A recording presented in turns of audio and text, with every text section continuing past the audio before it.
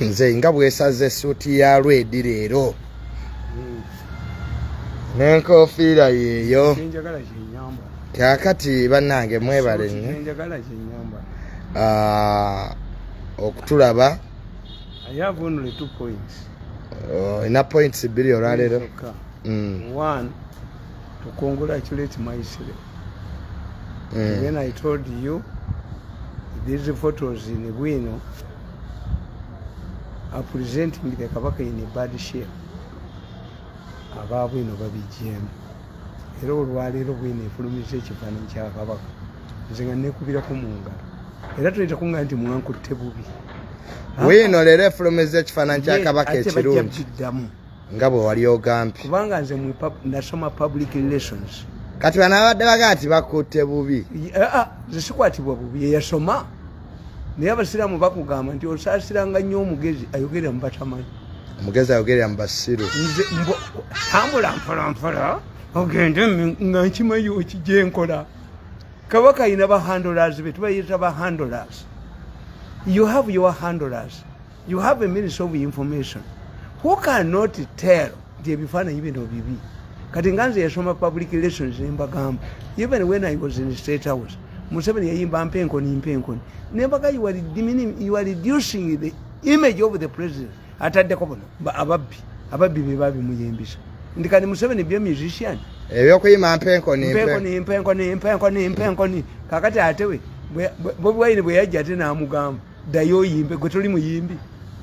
So nze kiteke myayiru okufa. Why? Nasoma ebintu ebyo. I did public relations. Ekibakoze obubi nti abaana bammwe mubalowoozesezza nti basoma ebintu ebyokufuna emirimu. Waliwo ebintu byeweesomesa wekka. Nale by'obusajja bwa monitor nga bupraising omuwala mbu yasoma international trade. Bagiwa muwala wange n'eŋŋaana. International trade. What is international trade? Ekigambo international trade kiki? How are you different from Kirumira? How are you different from these ordinary women who trade eweeru? Kakati international trade ye yali badde agisoma ye muwala wa Kirumira. Already mugagga aninge business ya kitaawe at an international level.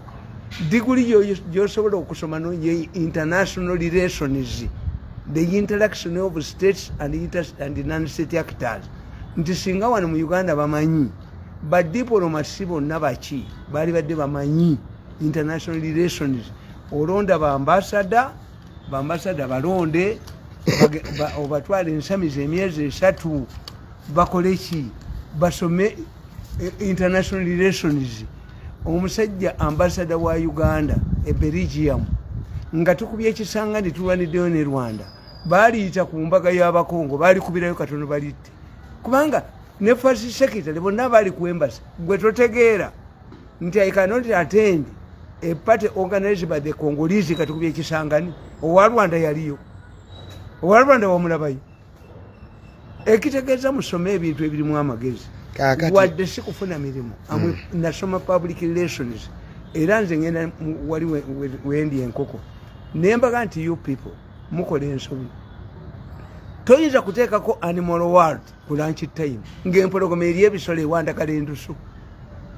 Kakati public relations tojja gisoma gifunamu mulimu ne bw'oba togufunye. But it tells you how to handle society. Tekakati kankubuuli. Okimanyi nti oyo omuserikale Kasigazi kye yakoze deputy inspector general of police eggwanga yalisudde kubasoma. If you have educated people, all educated people in Uganda with money would have withdrawn it and send it somewhere else. Nti mu mbeera eno ne bakulaga nga bakukwasa ebimotoka bya tear gas. It means you are preparing for riotous city. Tewali abeera wano. Ne Kenya bali mu kwekala. Anti kyenkubuulira nti kakati ono inspector lwaki to receiving bimotoka byo quietly nga tobiraze mawulire why do you display? Who is questioning you? Nti at this time you are nga abaserikale tebalina na sente zaabwe muzirya. Abo abaserikale abo booleta ebimotoka bya tear gas tebabibuukamu ne badduka ng'abantu bakaaye. njagala kudda wali we twatandikidde. So nabasome public relations njimanyi bulungi nnyo. Era singa nali mu government entegeera bwe ndibeera mu government ya Mukozi ndikola. Tebategeera potential yange, tebategeera kye mbagamba. Why? Baali babbi nga babba ssente nga gobo baganti corruption ejja kutta company basalawo bangobe myaka 10 bamunyabonyeza. But now when I watch them talking, everybody says Mirundi is a good man. Mirundi can help us. Why? Because we never gamba nga babitegedde kati bamaze okubba bakkuse nti gwe tosobola genda mu government ya Museveni ojogerere nga n'amabaati tebakuwaddeko ofuna ajogerere nti kabaka alagidde omusiraamu amusikire embizi nga mubabbi b'amabaati gwe siriimu ne bajja kujoga ogende ogogerere. Museveni cannot get competent people. Talk on his government. No. Abogezi ba government bakyagala byogera. Omwogezi wa government kwate bafuna mu bubbi. Omugezi tasobola kuriskinga future ye. Nta defend ababbi b'amabaati. But you don't a public relations manager. You don't defend undefendable things. Okumanya public relations manager bawa amaanyi. Manager. Oyinza okutegeeza manager wo ti oli mukazi mubi. Gwe togenda nga ku TV abantu mu kifo ky'okutegeera gwe byoyogera batunulya bubiibo. That's why mugenda ku CNN nawe yonna kusanga abakazi balungi. Akazi abakola ku TV balina kuba balungi. Yes. If you are a TV personality like me, you must dress well, a nice suit. Mu mawanga agamu basibawa na buwi ba designers. Buli alinya ku TV. Aba Nigeria bano bola babazanye bi Nigeria goroza bayine engoye mmeka. Pitiri. But designers be bazibawa. They go back. Iranze suit njamba ya musati ya mu Nigeria mala kulaba mu Nigeria. Kwambale suit omala kulaba mu Nigeria. Sobola ku defending government ya Museveni or defending undefendable things nga gwe toyina. Gwe toyina kyo walide bwe balowooza. Nti bwe bakwata sente nga basitwale wa kanisa ku TV yabwe kuba ina shares. Kwene BS. Bwembwa ogenda kubanga ino omusala kwa 1.7. Who will talk on your behalf? Who will defend you? This is why Ofona is taking a back seat. Tacha ayogerera government nnyo. Tuyinza gyogerera. Ngababbi bali omo. Buli kamu. Gwe toyina future gwe bali kuwokera ki. Mange bali bamwokedde ki Museveni yangobanga mubbi wankoko. Kati bali banjokedde ki. That's why for me I decided to leave government to preserve myself for the future. Nekino kanje babuli abatulaba kwe bali. A government efanana n'oluguudo. Oluguudo bwe ruba luyitamu babigere nga waliwo omugga bateekako mbaawo oba enkoma. Naye oluguudo olwo kati tutandika okuyitamu ab'emmotoka bateekako calvert. This is a government how it operates. Government ya Museveni eyagala nnyo abataka. Ordinary fellows who are ready to sacrifice their future n'abaana baabwe ne family zaabwe for peanut. Aba abataka ojja bafuna. Naye wanudde kyobola nti kabaka abataka be bamulwanirira obwakabaka okuddawo. When kabaka Mutebi came to charge yaleeta bavubuka bankuba zambogo kiwara bimale bamayega bani abataka bagenda kakati ye Museveni yakozesa nnyo abataka tebadimandinga abataka tebamanyi future kakati basewanyana basegirinya bataka abagezi tobalabako kati abantu bagenda kutuuka ekiseera bagambe nedda tetujja kulonda bataka basegirinya basewanyana abantu bajja kulonda abantu abali competent. And two, the moment we get a term limit, they will look for us. I can tell you. Even if Luabogo takes power today, he will look for me. Even if Muhoozi takes power from today, he will look for me.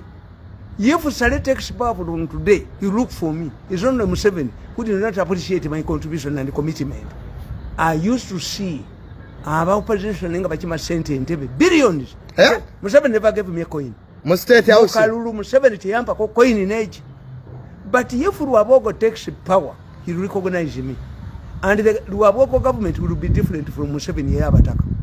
Muhoozi yayingira buyingizi maje. Olwayingira maje bagenda abataka bavaamu. The army is dominated by highly educated people. Abataka bava. Church tufu amajje gasomye ennaku zino. Amajje gasomye ebyaddala. Even if Muhoozi takes power today, abataka bajja kuvaamu. Even if Lwabogo takes power today, abataka ba Museveni bajja kuvaamu. Museveni yakozesa abataka. That's why nti bamubbye nnyo. Kubanga guteza kudya RDC atasoma. Omuteeke ku kaawo owa masters degree kyava ba sente nazimalawo. Nokwata magezi opposite of his name. Nomuteeka mu local government. Nga minister. Bajjamu yaleeta stamp abana bamubba. Ne Kazimba abadde ali mu byekisiyaga ng'abaana be bamufera. Bwe yogera nti ebisiika tusazeewo obutakolagana na gundi kanisa Museveni akusasuli. If Museveni finds the struggle to pay for his own civil servants, can he take on the church and the Muslim community? Kakati ebyo bikutegeeza abataka nze I know one day bajja kumpita yeewange mbakolere at a high cost. Nkimanyi tiwandudde Museveni will wake up and know yangobera bwerere okunkanyuka ku jirikiti ng'embwa. I know nze mbalaba nga boogera kakati yega nti nze manyi achievements oziraba ekifaananyi kya kabaka bakikubye ekifaananyi kya kabaka for the first time bakikubyewo bulungi kifaanana kitya kati kifaanana bulungi. Yes, this is good now. Yes, kiikyo biri babijjeemu naye mmwe bana bagwagwa babawa ssente abo ababwino babadde balowooza nti babawa ssente nti balwanyisa Mayiga ne Nabagereka tebalabiridde kabaka ilifokereti miteriyo kabaka ne bwabanga alabika bubi bwatyo nayinsisinga gye mu bantu mutuula mu press muyita abamawulire we have a briefing after the function ne mubagamba mujjeyo ekifaananyi ekyo bakijjeewa ekyo bakijjeewa ekyo ekyakabaka ekirabika obulungi bakijjeewa eteeza bulijjo ebirabika obi babikubamu intention babawa ssente badde babawa ssente obwo bwabwino. Kaakati ekyokubiri ensonga ya maama Nabagereka ey'abalongo naye eyongedde okwogeza abantu obwama. Gondi yakoze interview ku Nabagereka omutunuulira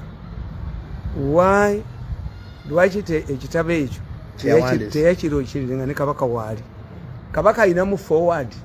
Lwaki maama Nabagereka ekitabo kye teyakironkiranga nga ne Ssaabasajja kabaka waali mu lubiri akinamu celebrating ki 20 marriages 20 years in marriage celebrating ki noli mutuufu muze me no I did all this ekitabo kya maama Nabagereka celebrating ki okukifulumya kati ng'ate ne Ssaabasajja kabaka taliiwo kukironkinga South Africa bakugamba when you say frog learning during the daytime something is following it. South Africa bagamba if you say frog that is supposed to run at night, learning during the day, something is following it, is running after it. 2, another fundamental question is why is it that the Nabagereka decided okukiwa nation television NBS netakitwala mu Buganda? Lwaki yakiwadde NBS si BBS? Yabadde amanyi wakiwa bali bajja kigaano okikufulumya. Yabadde amanyi nti kijja kuleeta controversies bakiblocking. She knew. Nabagereka yabadde akimanyi nti bwakiwa bano aba BBS CBS bayizo kigaano okufulumya. This one was a commercial. Nagera ku NBS. Era kiza besije kye yakola yawandika statement ye Museveni yabagamba nti mwabagera nti deviated from NRM objectives mugende muwandika document. Party teyatuula gundi ofuna pondo n'abaga nti if you have failed to see the national chairman you can't talk to the LOC, give it to the LOC chairperson. Basically gave it to monitor and the new vision document nefuluma unu condition bote kifulumya zinchifulumya kakati Nabagereka fighting tradition Rwanisa nono nona alwana nayo ngadda yana ebungereza Princess Diana bwe yakola kubanga obwakabaka ojjukira Dr. Bosa yabigaana tuwaka ini obwakabaka oyina okuba nga wabikuliramu. That's why these European monarchies used to marry from monarchies. When you get a Republican like me atabikiririzaamu I find time. I Kaigo mzeto enza kolera mu bwakabaka. Ntya. You were Republican. I'm a Republican. Byetaaga babikiririzamu. Kakati Nabagereka alabika gundi yali amaze okukola ebintu bye. Is fighting with modernity. Modernity is fighting with the culture. If we had talked with the culture institutions, because it raises a number of questions. China controversies nyingi. Mu Buganda, what you people don't know. Abaganda bali bafugibwa nnyo bakabaka bannakyemalira. Until Abaganda lwe beevaamu ne balwanyisa bakabaka ne babajjako ne badeciding. Buganda for a long time became a constitutional monarchy. Buganda aliko constitutional monarchy. Era bwebadde nti Abaganda bo basalawo kabaka ne bamureducing nga Abangereza mu 2000 AD the Magna Charta. Kakati Abaganda bayina lolo buli kika kiyina lolo gye kikola mu lubiri ate kabaka tamujjaawo. De kabaka to remove emutaka ayina okuteekawo ekoti ya kisekwa kyobula bagite ya kisekwa. The kabaka cannot wake up one morning nze naleetera omutaka obuzibu twali tuva Masaka ne kabaka nabbako ekikajjo ky'ennateete omutaka n'akigoowa nga kabaka yamutegeeje yambuza Mirundi ani yabye ekikajjo kyange ne mugera yamujjako yamuleetera kooti n'amujjako. Mwali muva Ssaabasajja kabaka e Masaka omutaka omu nabba ekikajjo ky'ennateete nga mulaba kabaka akeera kumekyabuuza ekikajjo kye ekyagoowa nimugamba nti omutaka yakibiddeko nate bamugoba ku bukulu bw'ekika but the kabaka had to revive a case kitaawe gye yawangula kabaka bwe yagenda egindi ekibuli yakwata ekalamu n'awandika amakula ge in the right nga bagamubbako. Yes, amakula ge bamuwa ekibuli Ssaabasajja kaka yakwata pen n'agawandika. Museveni bamubbako Samusanga laptop abesa twatwala factory ya Samsung yaginoonya ne bagikomyawo balonera noonya tuye amajine bagikomyawo nga balowooza tekimanyi waliwo ebintu omukulembeze byateekako amaaso. President Museveni yali bamubya Samusanga laptop n'aginoonya n'abuza laptop yange n'agiwa gundi Kajingo yagimuwa. It was a donation from Samusanga. Modern one. Kakati buli kika kina lolo. Ebbaluwa ya Kasujjulubinga. Anti Kasujjulubinga nabagamba. Ti mu Buganda Kasujjulubinga okubinga. Mu basoka kitegeeza kuddusa. Mu Banyankole kuwangula okubinga. Kakati Kasujjulubinga yakuma abalangira n'abambejja mu Buganda. Buli mulangira n'omumbejja azaalibwa balina omutwale wa Kasujjulubinga. Anti abalangira abo Kasujjulubinga yalina ekkomero eribasiba. Kasita kabaka akisa omukono mu kye muyita okufa teboogera mulabawo omulangira mulala kabaka tabikwa. Kabaka bw'akisa omukono kabaka yakisizza omukono ennaku nnya waali teboogera mulabawo omulangira mulala. Ekyoto kya Buganda tekizikira mulabawo omulangira mulala ng'atudde muntebe ono yakoze eki yafudde oba yakisa omukono. Kyali kitya babulwaniranga ne battingana. If you want, I wish Museveni could read the Buganda succession law kyali muyambi ku solvinga problem ye kingenda okumaliriza nakyo nti Kasujjulubinga abalangira bonna ng'ategedde nti Ssaabasajja kabaka agenda kukisa omukono oba ng'ategedde nti afudde abalangira bonna abava mu lunyiriri lwa Ssekabaka Muteesa olubereberye abakwata n'abateeka mu kkomera ali abakuba mu kkomera bonna Kasujjulubinga kyobula abamuyita Lubinga kitegeeza okulwangula mu Lunyankole ate mu Lusoga kitegeeza kuddusa misinde okubabinga kubaddusa kyekimuyisa Kasujjulubinga yasiba abalangira. Kakati ndooza kyava mu Lunyolo okubinga bo Banyankole kati baleeta erinnya agenda okusika bajjayo erinnya amanya gonna ag'abalangira abava mu Ssekabaka Muteesa olubereberye ne bagatwala mu lukiiko lwa Buganda. Kyobalaba nga mu regional council mulimu a special council on culture yeronda kabaka wa Buganda is elected in the lukiiko amanya gamwe mugateekayo. The name that has received the largest number of votes in the lukiiko is the one that is submitted to the Queen Victoria or the successors of Queen Victoria. The person who recognizes the Kabaka of Uganda is the president of Uganda. This is why Parliament passed a law that any Kabaka who violates these rules, government recognition. Oyinza kujja ku recognition nga kati government deflock bishop. Nze bulijjo mmanyi nti eddaame lya Kabaka lyerituwa Kabaka ddako. Eddaame lya Kabaka Muteesa likugamba nkimanyi bulungi olukiiko lwa Buganda lwe lulonda Kabaka naye omwana wange oyo Mutebi mumutunangamu. Mubanga temumutunuddeemu mugendanga wa Muganda ng'ekimira ne mujjayo naye temugendanga wa Mawanda. Ssekabaka Muteesa mu ddaame lye yagamba nti ekimanyi olukiiko lwa Buganda lwe lulonda Kabaka ddako naye mutabani wange Mutebi mumulabangamu mu ngeri ey'enjawulo naye we mulaba temumulonze mugende wa Muganda wange Kimera naye wamma kyovulanga nga oli omulangira Mawanda tebamwagala kati ntegeerera wanti tebamwagala balina ebizibu by'ettaka ne bajjawo ku minisitule oyo omulangira Mawanda.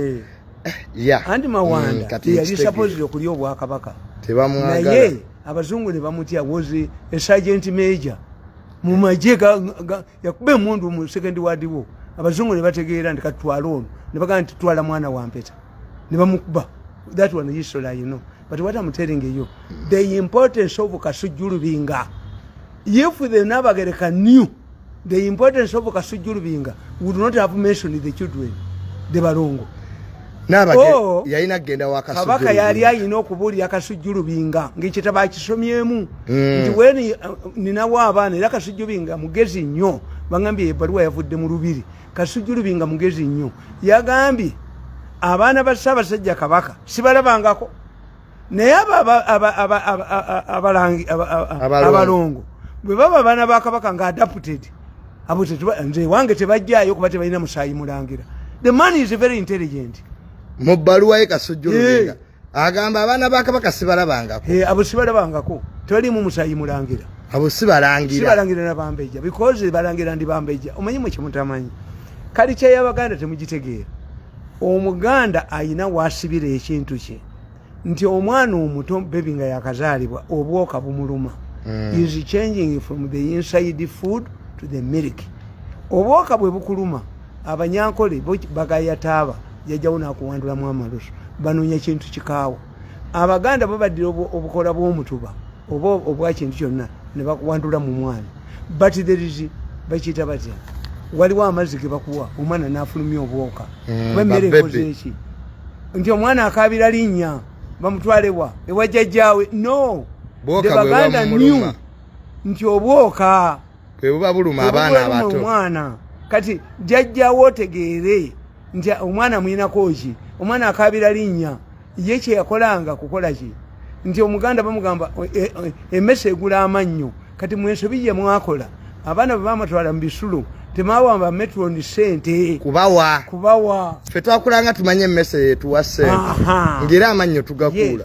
Abaana bwe baligenza mu kisulo mwalikyusira theology egundi naye kati mu kisulo eteri mmese zaatuwa mwalige nti bagagula gatereke gwe likuulo olitereke kubanga Abaganda kyebagenda butamerangereka erinnya lyebembeka ku linnaalyo toseka bulungi.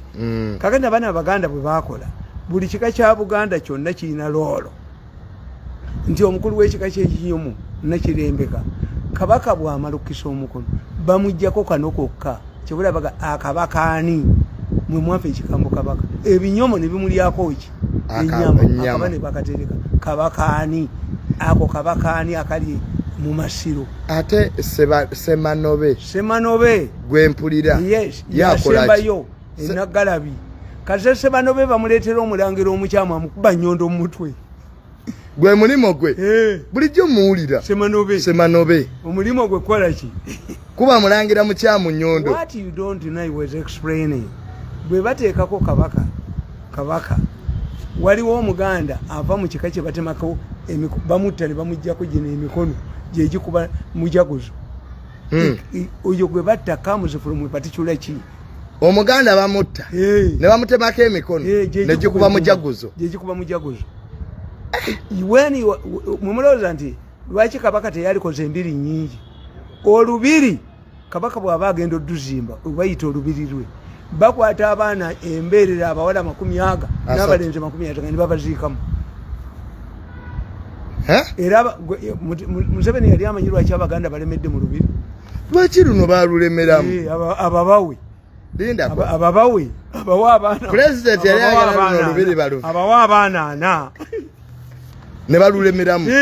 Kubanga emikolo mizibu. Abaana 40 emberera 20 ez'abawala n'embeera 20 ez'abalenzi okuzimba olubiri lwa Kabaka. Kuzimba olupya. Tubala luno balulemeddemu luli wakati mu kibuga. Yalubaddiza ate nga mu kiseera ekyo the security in Africa was nti president asula mu barracks eri mu kibuga. Museveni wanted to killing on the Rubiri. Tuwaga. Ana tulukulekere. You don't know Chiganda culture. Kakati Chiganda culture katuyina Nabikande. Nabikande yazalisa ye chief nurse azaliza abalangira n'abambeja. Kakati mu balongo bano Nabagereka bayogerako Nabikande abogerako atya. Nabikande nanti yegase ne kasujjulu binga ne baga abalongo siba Kabaka. Kakati if this book went through normal procedures tekyandiyise Nabagereka ya they don't expect any person to criticize them. Why? They will intimidate you. So intimidating gaji. Bofano bogerako nga bakutisa. I'm a knowledgeable person. Let somebody challenge me. Nabaga nti omutaka nadduli kibaale akuba Kabaka emigo nga ajonyesa bakazi be. Amuwozesa. Omutaka nadduli kibaale. Wale ko nadduli kibaale nga kyeganye. Nadduli kibaale Kabaka nga atigomya bakazi be amuyita n'amuwozesa. Bugumusinga namubemba okwo. Nadduli kibaale Kabaka emboko emisana to. Ogwo gwe mulimo gwe. Omutaka nadduli kibaale. Kabaka bwatta Mugema bamuttirawo.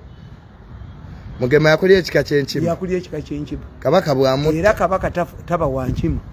The first Kabaka king fulumwa wa Mankekerani ye Mutebi. Kuba Kabaka yidde ekika kya nnyina. Ndako muzeyi. Mu byafaayo bya Buganda Kabaka w'enkima asoose yona aliko. Yesaba sajja Kabaka Mutebi. Kabaka yidde ekika kya nnyina. Simulangira. Kabaka yidde ekika kya nnyina. Why? To enable every Kirani to produce a king.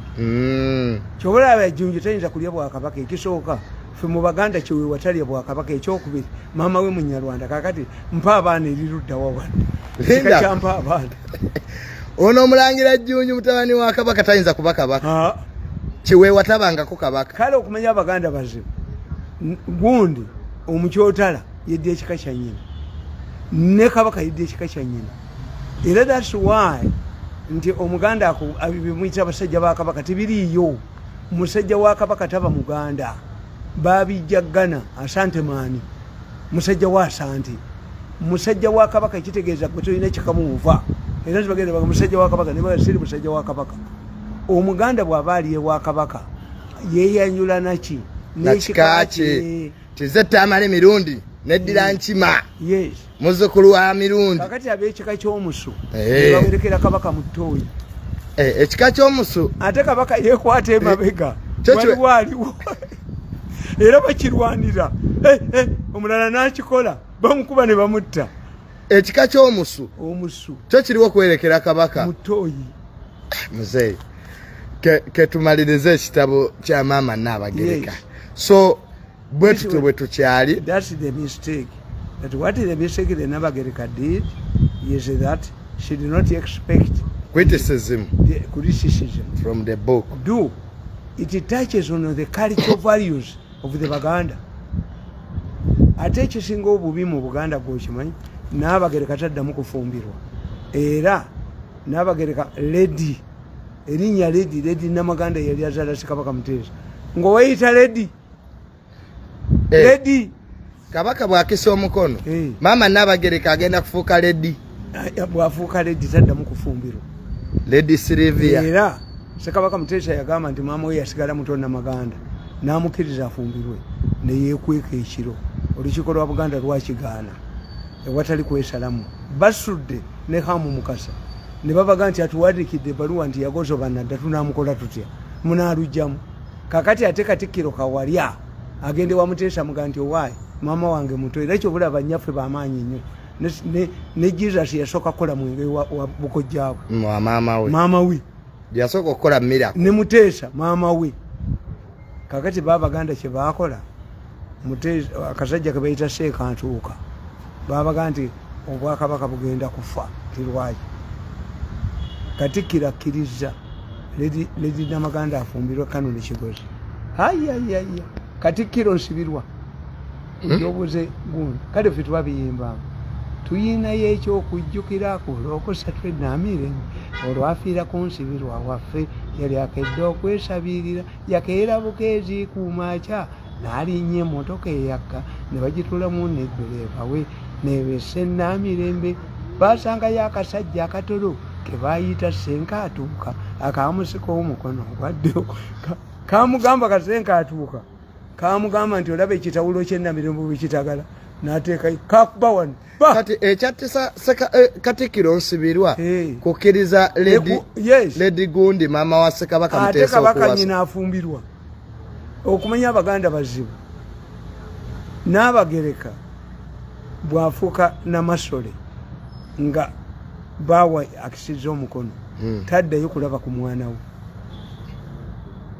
we ki bw'abanga yazadde Kabaka yifu Nabagereka had a son nasikira nafuuka Kabaka tebaddayo kulabagana amutumira butumizi anti Kabaka yajjawo emiziro yagijjawo bw'ayambala nnyina sooka olindeko muzeeyi Ssaabasajja Kabaka abatakkirizibwa kulaba ku maama we amutumira butumizi babaka Namasole talaba ku mutabani we amutumira abantu kati awo maama Nabagereka abafuuse Namasole kati bw'aba tazadde musika tafuuka Namasole kati that is a crisis kati ng'ekiriwo kati kakati the crisis is bw'aba talina mwana mulenzi if anything happens ye bino tebimukwatako ebiddirira she is modern but otherwise kakati olaba Swaziland omukazi anazaala Kabaka amuzaala bwogo bw'afuna olubuto lwa anafuuka Kabaka nga Muswati taddamu kulaba bbaawe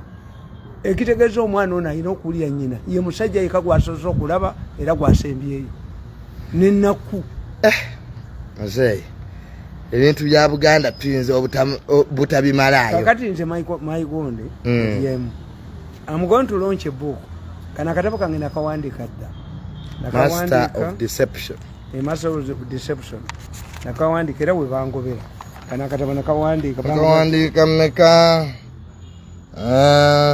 For God and My Country, written on Monday 25 November 2013. This is a personal gift to myself to mark my birthday. Akatabo bakaita batya? Masters of Deception. Nakafulumiza nazema ne kafulumiza. Ke katabo ke wazemo okufuluma. Naye Masters of Deception. Nayogera ku muhozi. 2013 waliyoyogedde ku General Muhozi. Nayogera ku muhozi. Nze nalaba dda mukozi naye mukozi tetumanyiganye era kana akatabo kengenda okulonkinga sikeekano nawandiisa ekitabo why mukozi holds the key to the future Ugandan politics. Mukozi yalina ekisumuluzo kya future ya Uganda. Anybody who does not see this, see political analyst. The most powerful and important person in Uganda today is General Muhoozi Kayinirugabu. General Muhoozi yalina ekisumuluzo ky'eggwanga kati. Era nze mwanange Muhoozi ono namuwandiikako mukano kuba tujja kumaliriza. Mbagambi gwenga political analyst. Nze political analyst ngenda kibanyonyola. N'ogamba nti ate General Muhoozi the most powerful person. Nabawandikira nti targeting and bashing the first family. Neba nene nakolera fasi nakolera Museveni naye kyeyansasula. Museveni yansasudde bubi. Naye enjogera gye mpulira boogeramu bayinza okumpa ku ssente. Kubanga balagidde nina minisita gwe nalabye. I was watching a minister nga bamugambye ateeke ssente zange ku account. N'agamba nti alina biliyoni emu ne bagimugobya.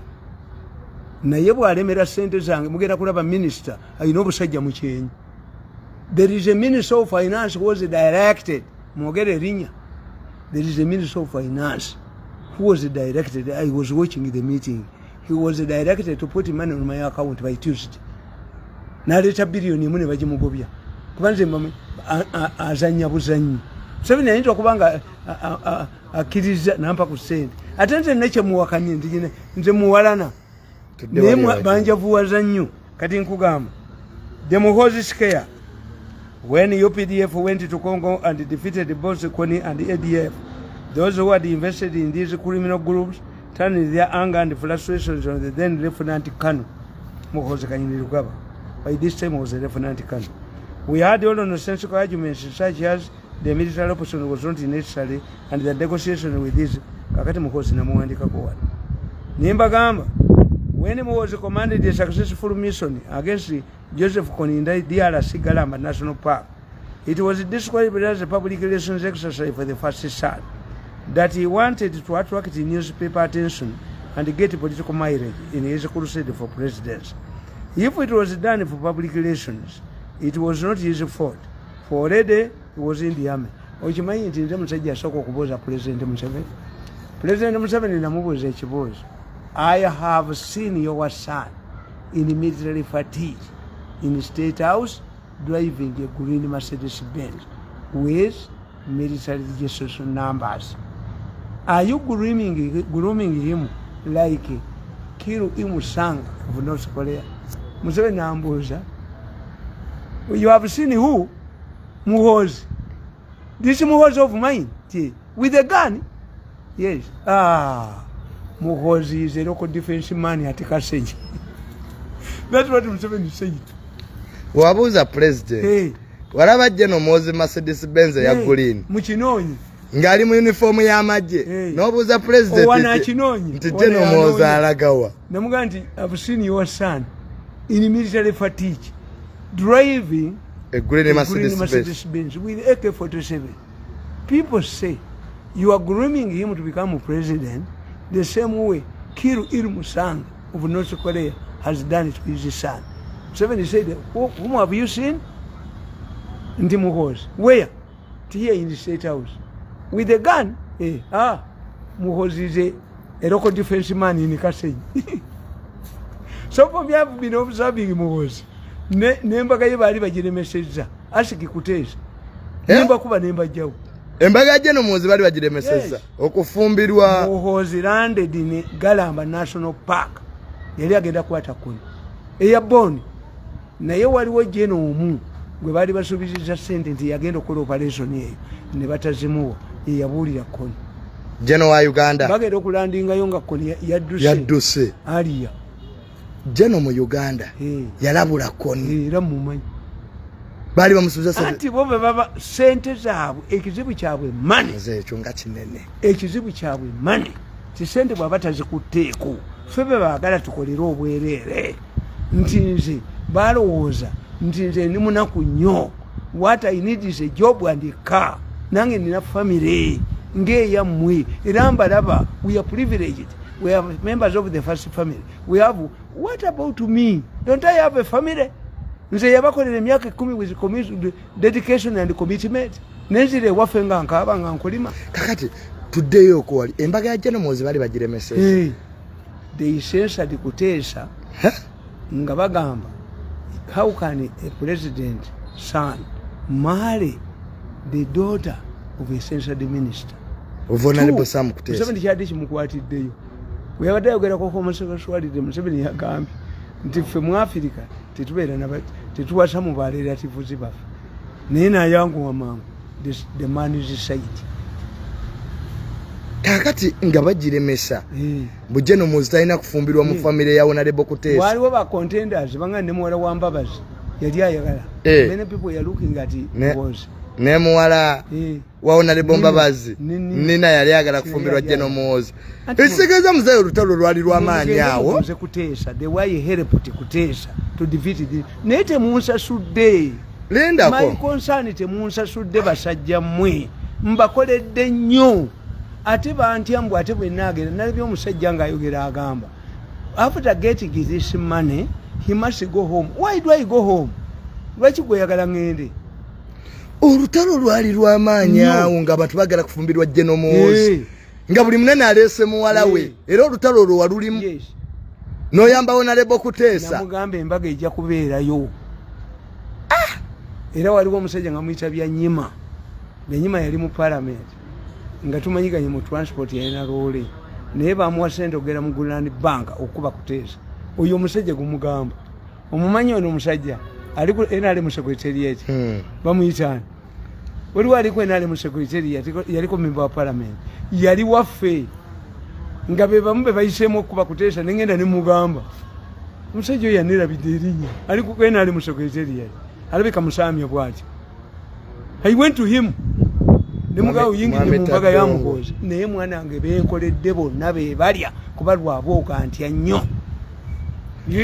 yoyagala mbeere ku saidi yekyo ekisobola kukola. That's my submission. I've written a book, Why Muhoozi Holod is the key to Uganda's future politics. Muhoozi is the most important person in Uganda today, if you're a political scientist. Nalabye obuvuka bwa monitor nga busiru. Why is Muhoozi defeating the same statements? You are an idiot. Why? This is a family battle. In negotiations, you must stake your stakes high. Nti bannange nze ndi junior naye baganda bange bakulu bwe mbasigenda kusika mu mpe nyumba y'ekindi olina naawe okubeera mu negotiation kana kasajja kamonete kikatamanya akabumba tuutu nti if this is a family matter olutalo luli mu family whenever Muhoozi knows that bagenda kubeera mu family meeting he raises the stakes high.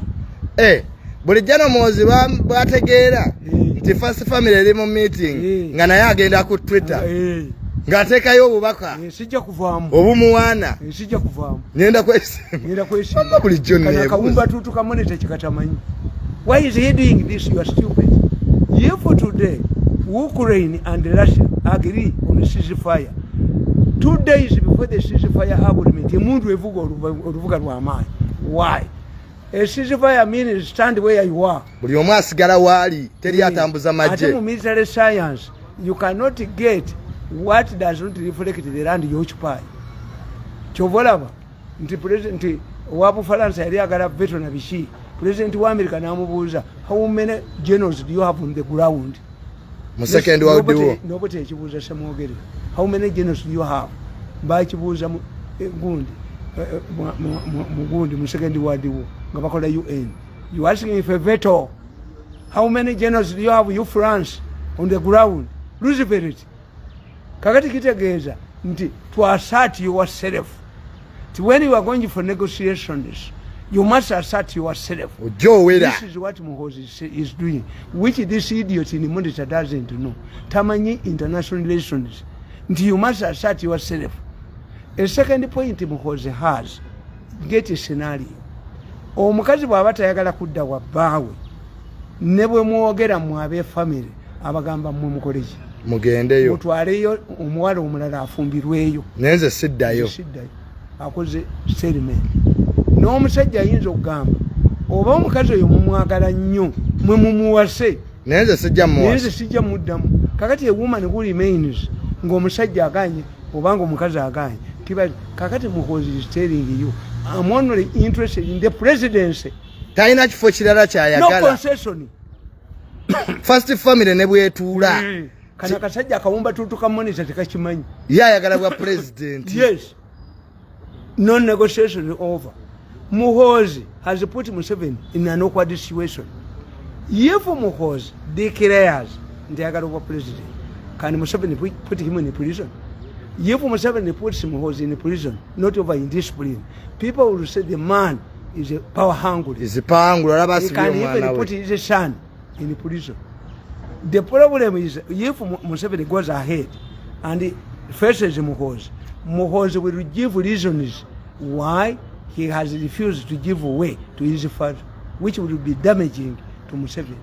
If Museveni comes up and he says the boy has rebelled against me, kitegeeza you are not a good father. So if you cannot put your family in order tukuwe eggwanga kati General Muhoozi, that is another dilemma kyenkuga yayina ki atadde President Museveni mu katu. Yes, if Museveni decides to say I'm seeing Rugunda coming back into politics kubanga nabbanja yeeyonoona, if government decides to charge you in courts of law, you cannot remain in your office.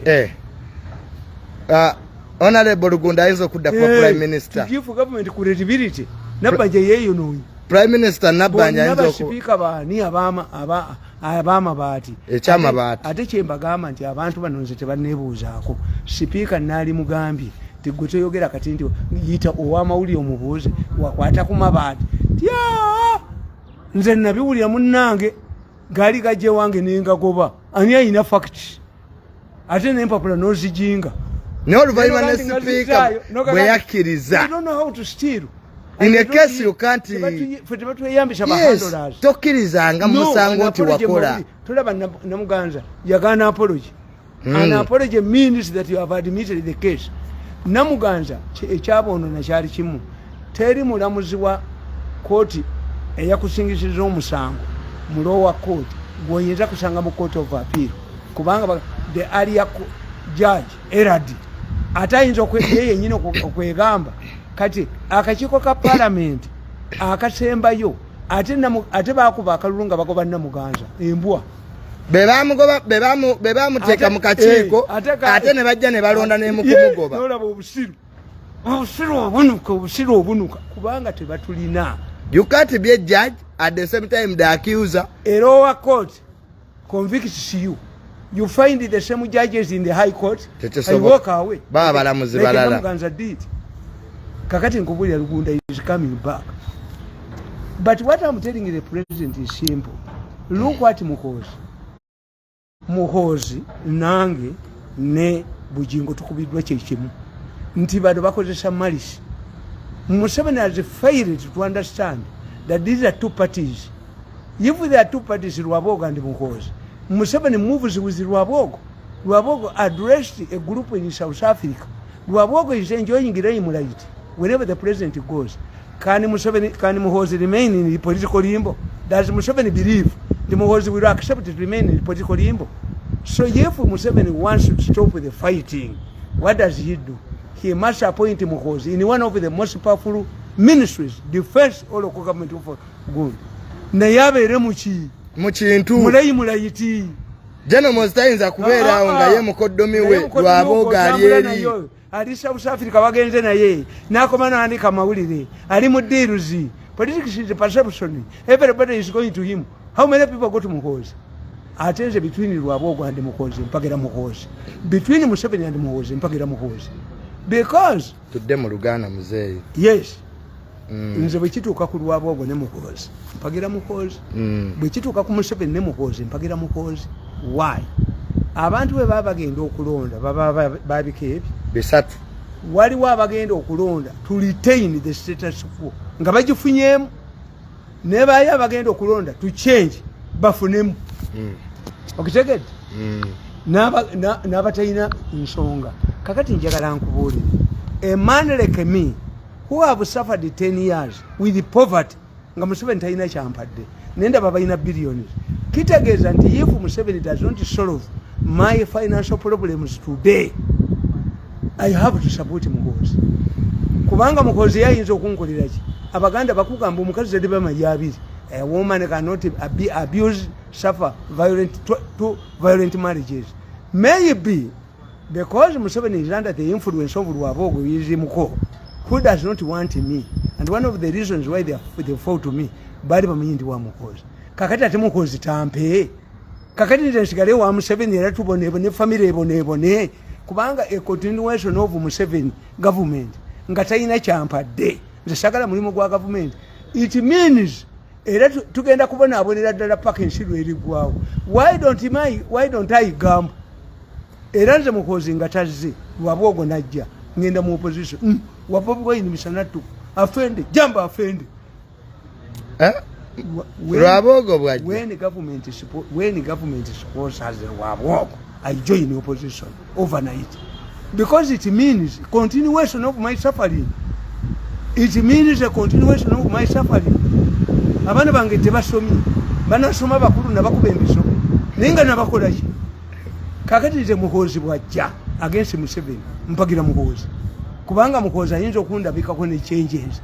Abantu bangi abali integrated mu government endala ne bali surface, and I know Rwabogo bwe mbamulaba ku byuma byange Muhozi yes mulaba. Rwabogo is talking about intellectuals. Rwabogo will choose intellectuals Lwabogo criticizes Museveni for using non-intellectuals. But non-intellectuals be babbi. You have kubanga.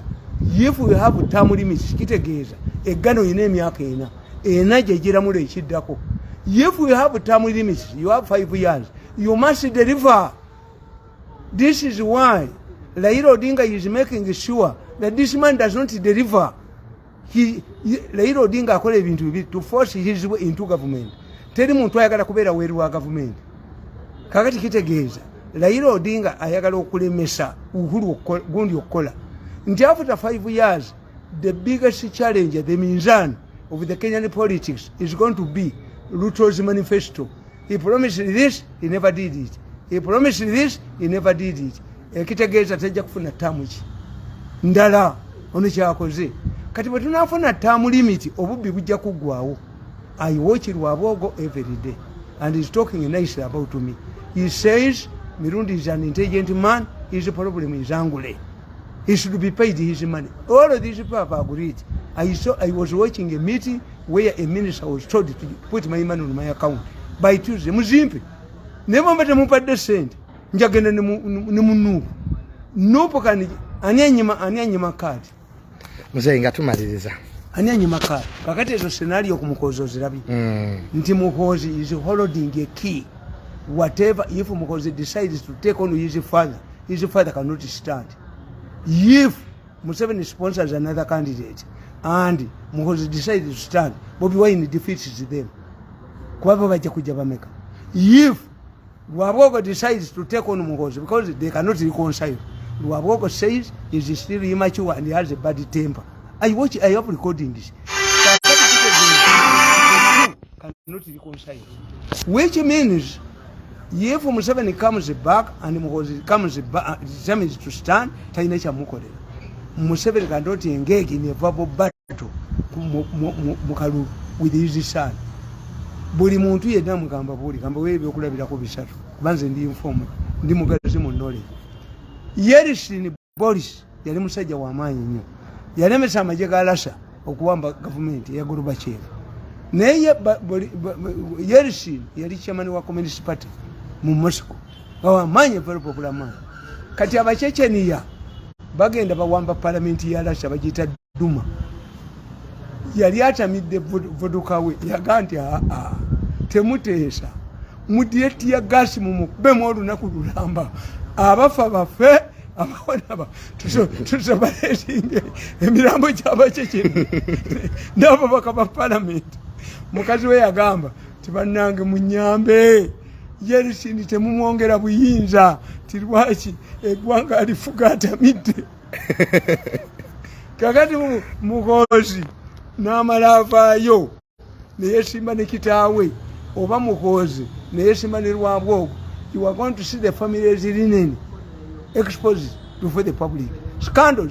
Ate mukozi iroti bagambye nogamba mbu n'amaye talina gya kivumenti y'amaanyi abadde alayingira kuli komando musajja agende galamba n'agenda. Kaakati ebyo byetugenda okukola ki? If the family members, in my opinion, what Museveni has to do, not to balance the boat, Museveni must allow Muhoozi to take over Minister of Defense. Nayafunechi, as his muko enjoys, Laimura eating at Tambudena is South Africa na wa. Nemo Hosi and Ayinawo, Echimuat Laimura iti. Nganemo Hosi na ye, Ayinawo, Echimuyambo Kuzimba political power base to do the Sate Wanu. Nganemo Hosi na ye, Ayina means is defending Ngabamufumi.